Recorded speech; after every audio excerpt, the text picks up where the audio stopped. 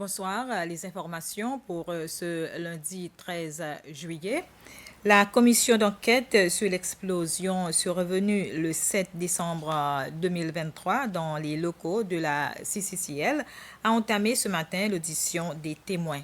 La première personne appelée à témoigner était Kathleen Govinden, représentante de la division du registre des sociétés.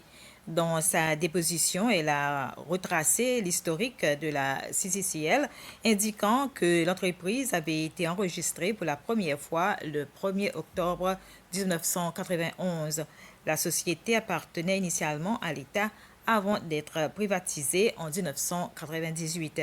Madame Govinden a également précisé que plusieurs changements étaient intervenus au sein du conseil d'administration au fil des années avant de présenter la liste des administrateurs enregistrés depuis 2022. 2 personnes ont été transportées à l'hôpital après un accident de la route survenu près des appartements Benjia Beach à Providence. L'accident s'est produit peu avant 13 heures et a impliqué un Toyota RAV4 gris et une Suzuki Swift rouge. La police poursuit son enquête dans ce cas. Plus de 30 familles habitant le quartier de Quatre-Bonnes à Takamaka, près du magasin Joy Shop, bénéficieront d'une nouvelle voie d'accès à leur domicile.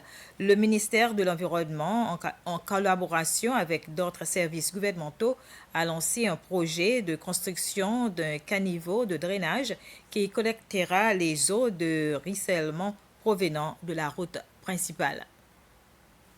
À proximité du magasin Joy Shop à Quatre-Bornes, Takamaka, une nouvelle plateforme sera également construite. Avant le début des travaux, le terrain doit être creusé et les compteurs d'eau et poubelles existants déplacés. Les travaux ont déjà commencé avec la coulée du béton pour la construction du canal de drainage. M. Jean-Claude Labrosse, responsable de l'adaptation au changement climatique, a indiqué que le projet de drainage vise à détourner les eaux qui s'écoulent actuellement du terrain de l'église de Takamaka vers la route et les commerces voisins. M. Labos a expliqué que le nouveau canal de drainage dirigera l'eau vers une rivière située en contrebas de la route. Le projet financé par le gouvernement à hauteur de 1,4 million de roupies devrait être achevé dans un délai de 3 mois. Une fois terminé, les riverains bénéficieront d'une nouvelle plateforme et d'un pont équipé de garde-corps, un dispositif de sécurité empêchant les chutes. De nombreux progrès ont été réalisés depuis la pose de la première pierre du nouveau collège de la digue le 18 juin jusqu'à aujourd'hui. Les travaux de préparation du terrain pour la construction des fondations du nouveau bâtiment sont en cours.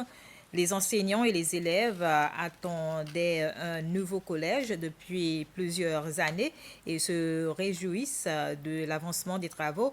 Cependant, les enseignants et les élèves de l'école primaire ne s'attendaient pas à un tel empiètement sur leurs espaces pendant les travaux, ce qui a des répercussions psychologiques importantes. C'était les informations en bref. Merci de votre attention.